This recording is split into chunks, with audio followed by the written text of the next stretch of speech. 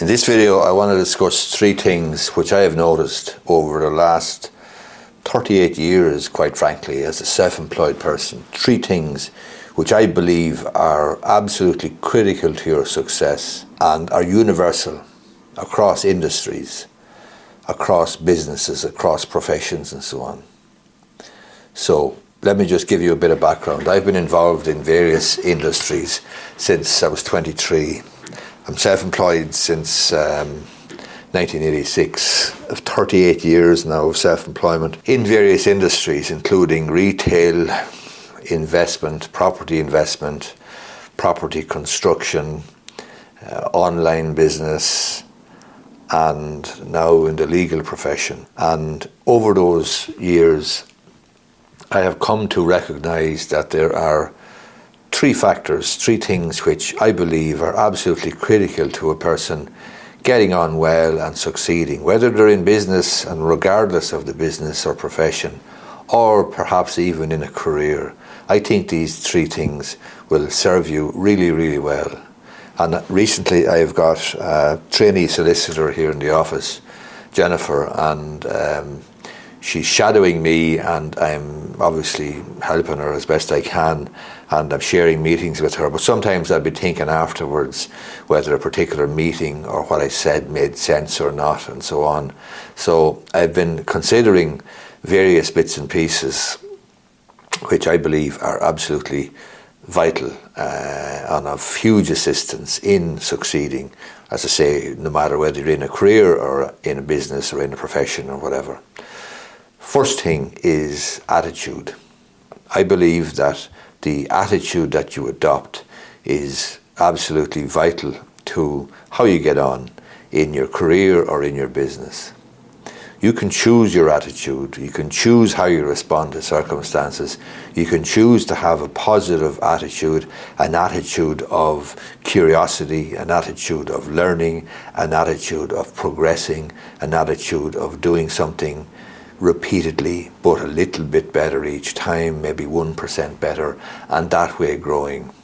Or you can choose an attitude of whining and whinging and blame, and looking to blame other people, looking to blame other organizations, looking to blame, you name it, the weather, the EU, builders, banks, big corporate, big pharma, big IT, you name it. There's any number of targets you can choose if you have a whingy, whiny attitude. You can blame all sorts of people and all sorts of things as to why you are not progressing and not doing as well as you thought you might do or as you believe you're entitled to do.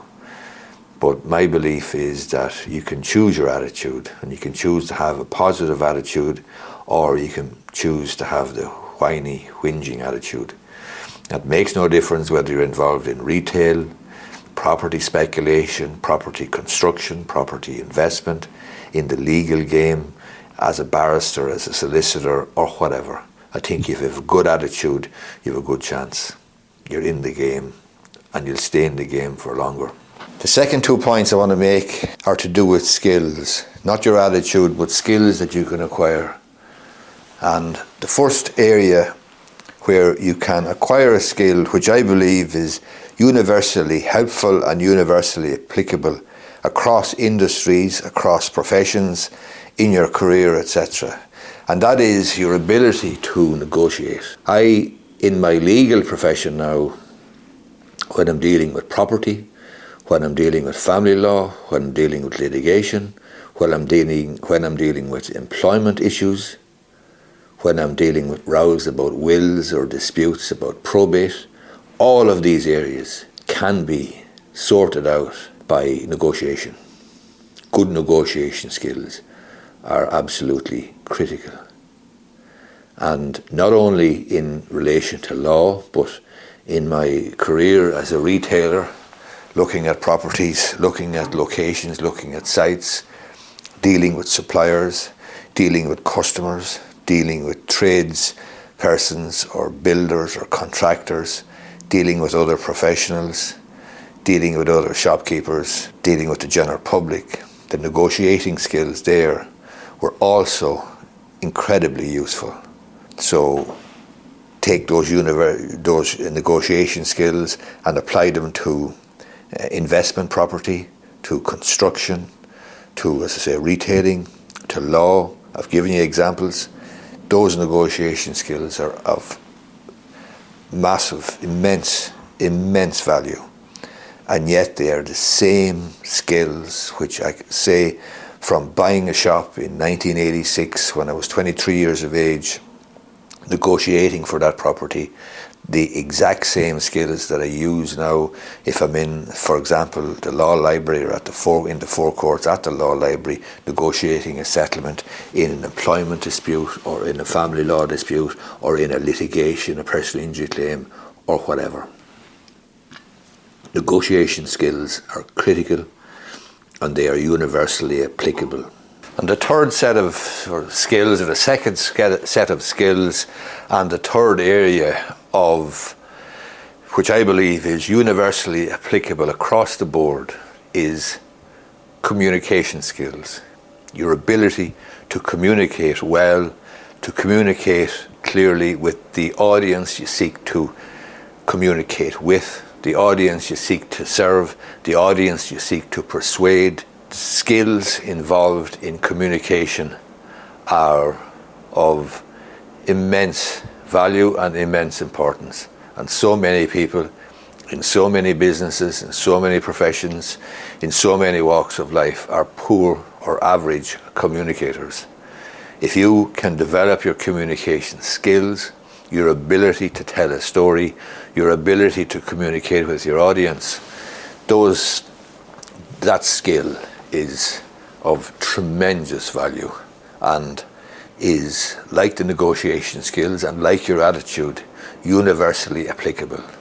So you can be a school teacher, you can be a solicitor, you can be a barrister, you can be a retailer, you can be a property investor, you can be a builder, you can be what you like, an estate agent, etc. If you can develop your communication skills and communicate well and easily in language that your audience understands, well then you have a huge advantage over your competitors. And remember, communication is not about what I have to say, it's about what you need to hear. I hope what you have heard today, these three things, these what I believe are three fundamental, universally applicable truths, which are applicable across industries, are of value to you, are useful to you, and if you liked the video, I'd appreciate if you give it a thumbs up down below if you're watching on YouTube, and you may be interested in subscribing to my YouTube channel. If you are, just hit the subscribe button down below. You may also be interested in my podcast, the Irish Law and Small Business Podcast, and if you're listening to this on that podcast, I would appreciate if you left a review on Spotify or iTunes or wherever you might listen to your podcasts. Thanks a lot.